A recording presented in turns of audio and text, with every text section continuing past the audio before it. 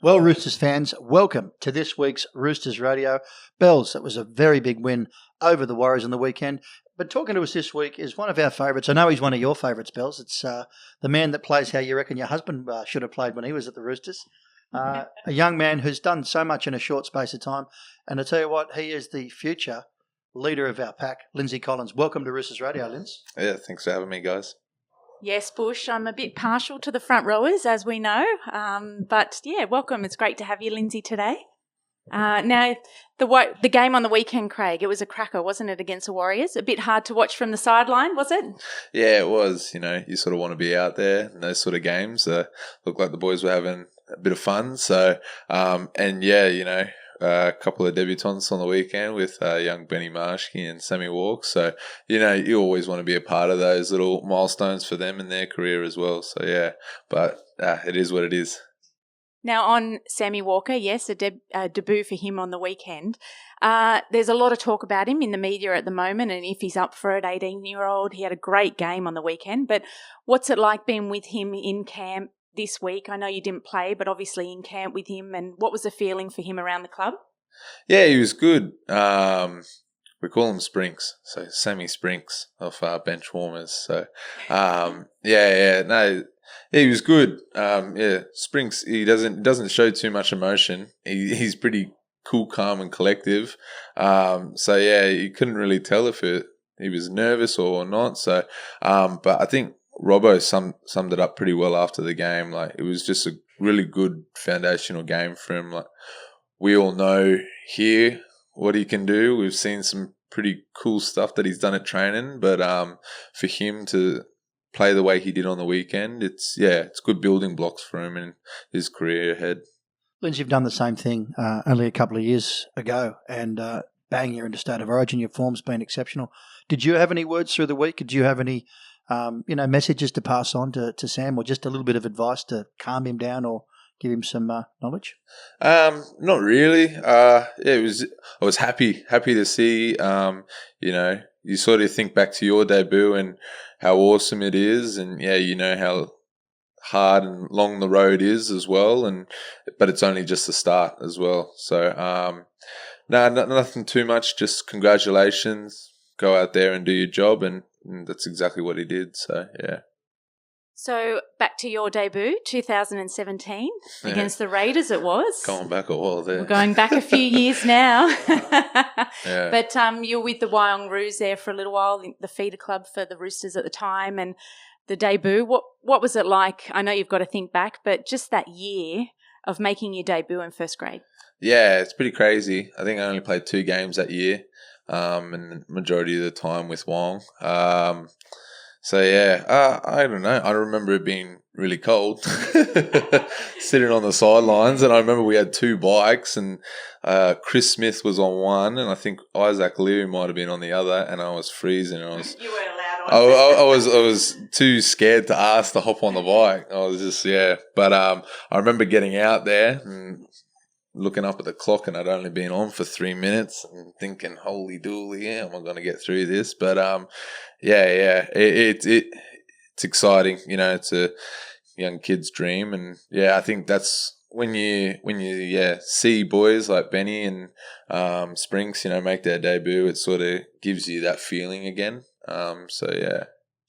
Lindsay, it segues perfectly into my next question is, you've debuted in 2017. We've had 2 debutants on the weekend. You know the excitement, the joy, and you get a lot out of it yourself. The game itself has changed. How much has the game changed from when you did have that cold night in Canberra and running out in that field to today? Like, you're a ball-playing front rower. Ball playing. Well, you get a few balls away. You know, we think you are. It'll do us. But you're a ball-playing front rower, but you do the tough stuff. Has your game changed with the modern fast pace, 6 again, set resets, how the game is today versus how it was when you first ran out there?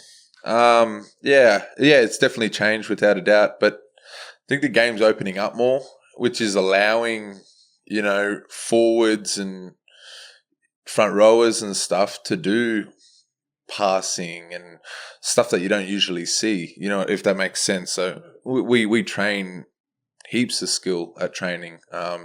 we've always got allocated time for skill and passing and working on the little details and stuff of our game. So, but yeah, over the last couple of years for myself personally, just haven't been able to put him in a game, probably because I'm too stuffed to do it. But I don't know, now that I'm coming a bit more accustomed to the game and with the rule changes and stuff, the game's sort of opening up to allow for the bigger boys to do stuff that you don't usually see, because at the end of the day, everyone's athletes, and usually front rowers are centers or second rowers that got too big and too slow and got moved into the middle. So that skill's always been there and stuff. So it's cool, exciting to see how the game is evolving in that sort of direction. So yeah. Now, Lindsay, let's talk about State of Origin last year. Played all 3 games. Congratulations on that series win, although, being a New South Welsh person. But anyhow, congratulations. What was it like playing State of Origin, the Queensland camp with the boys? Like, obviously, as you said earlier, a dream come true, but another dream of yours come true? Yeah, it was really exciting. Still, I don't know how I feel about it at the moment yet. I think it probably won't kick in until looking back on your career at the end of it all, sort of thing. So, it was a goal, and it's something that I was able to achieve, and it's really really cool and really awesome, and hopefully continue to do that. Camp was awesome. Got to meet a lot of new blokes as well, which we had the 3 weeks in isolation as well, which was a bit hard, but it bonded us. And game 1 was it was good. Game 2 not so good, but game 3 was one that'll probably stay with me forever. It was pretty surreal, pretty crazy. I think we had a packed out stadium there, and you could just feel the vibration of the crowd. So awesome experience. What was the feeling when you pulled that Queensland jersey on for the first time? They just seem so passionate. We're New South Wales fans, but we just know we're up against it. And, you take players who they pick, and every time they pull a jersey on, it just seems the player grows into, something that, you don't expect. It just seems so hard, doesn't it? It was, as I said, like surreal. You don't really think about it too much. You just, I don't know. It's hard to put it into words, the sort of feelings and stuff that came with it. But I do remember Dylan Napper, reaching out to me during the week and just said, before the first game, look at the person in front of you and look at the name on their back.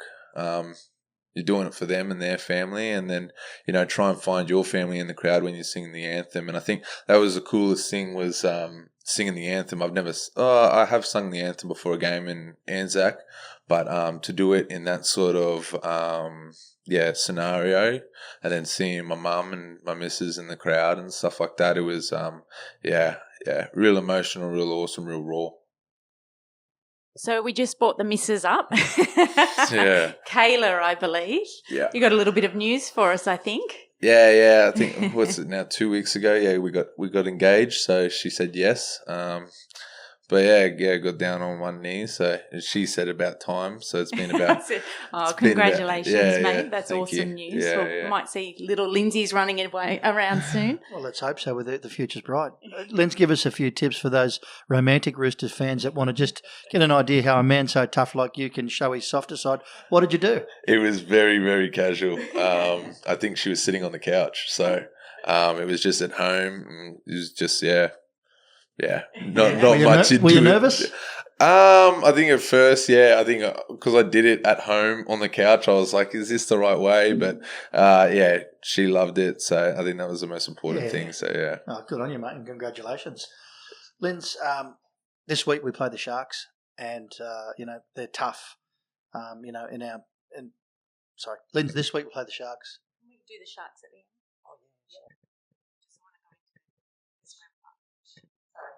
yeah.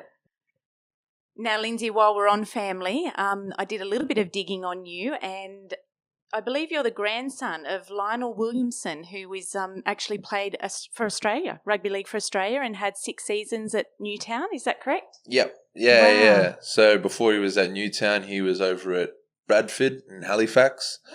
So yeah, he is from Innisfail. Actually, this is funny because I was walking back from the game on the weekend to my car, and one of the fans that was sort of Graham, he sort of stopped me, and he was cleaning out his parents' garage and found an old rugby league magazine, and there was an article there on my granddad. So it was actually really cool because I had to read through it, and there was stuff that I knew, but then sort of for it to be highlighted and stuff, it was really good. So yeah, Innisfail boy, cane farmer. Had a couple of other brothers, Max and Henry, who were pretty good footy players, played for West up in Brizzy. And went overseas, apparently to learn ball skills. They went overseas back in the day. So I think he was 19 from Innisfail, which is a pretty tiny town.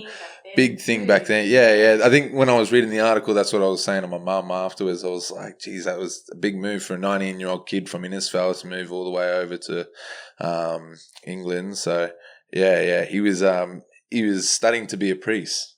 Really? Yeah, kid you not. Yeah. He was, okay. and I think he failed the final exam, and then that's when he moved. Yeah, Really? Yeah. Wow, what an interesting family history, eh? Yeah. Then speaking, of reading an article in Grandfather, we spoke to Robbo, our coach, about you and being intellectual and how you like to read and get insights into how you can improve and everything else. Is that important to you as a player? Like, how do you constantly evolve? Yeah. I don't know. I enjoy reading.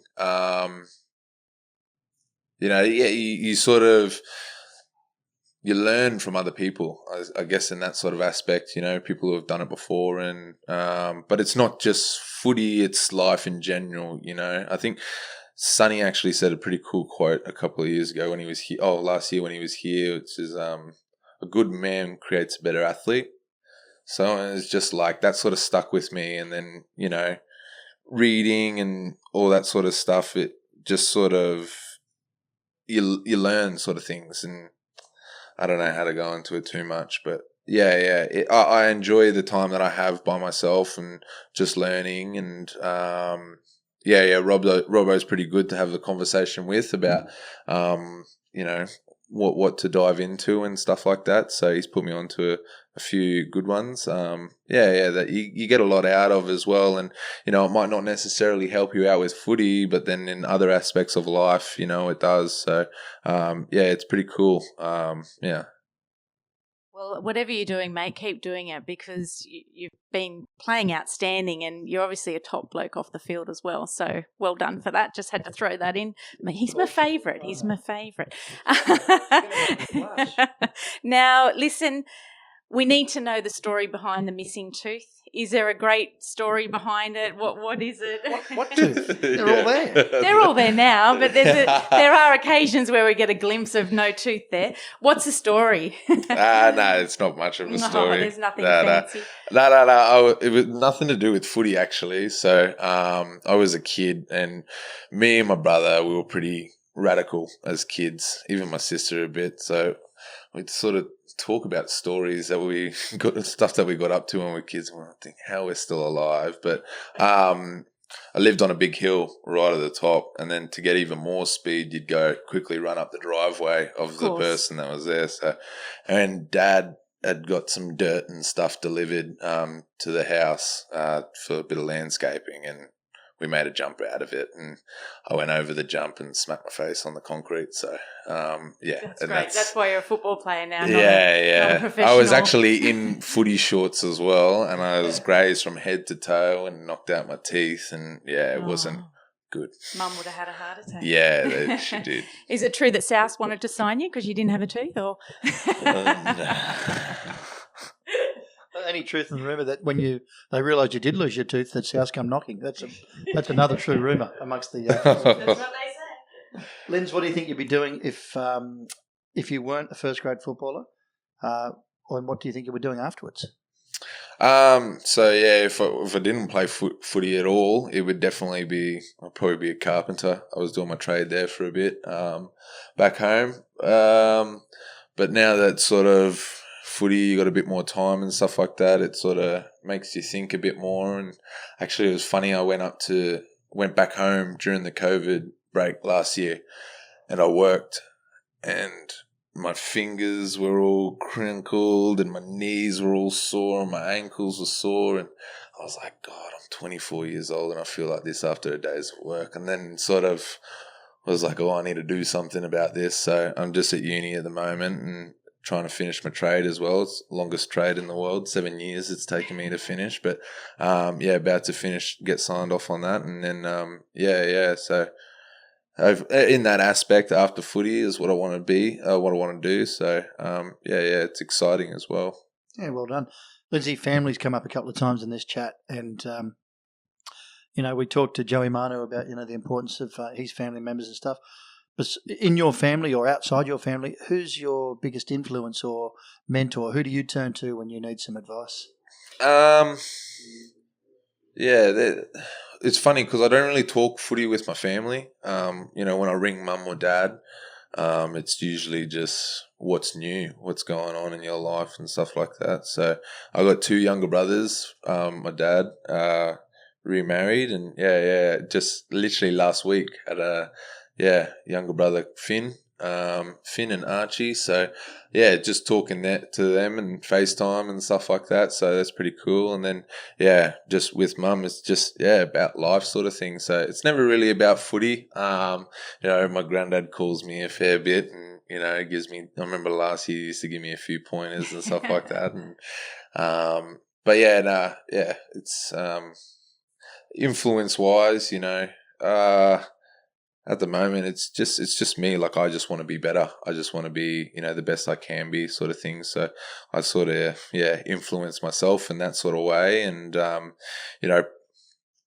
don't know how to put this, but like setting myself up, providing, doing stuff now that I can provide for my future self and my future family and stuff. So, yeah. How do you challenge yourself? What sort of challenges do you give yourself that are, probably outside of football to do those sort of things? Yeah, well, uni's one. It's a bit out of my comfort zone. For sure. So, I did a bit of uni back in 20s and I hated it. And I don't know, as I've matured and stuff, I just we got a bit of time with days off and then in the morning and stuff like that. And a lot of time I've just tried to manage my time a lot better, and just realized I did have a bit of time there. And so just decided to go down that sort of pathway. And because I can't see myself working I can't see my body holding up well on a work site when I'm 30 and retired. So I think that's You'll have your own construction company. We'll be all good.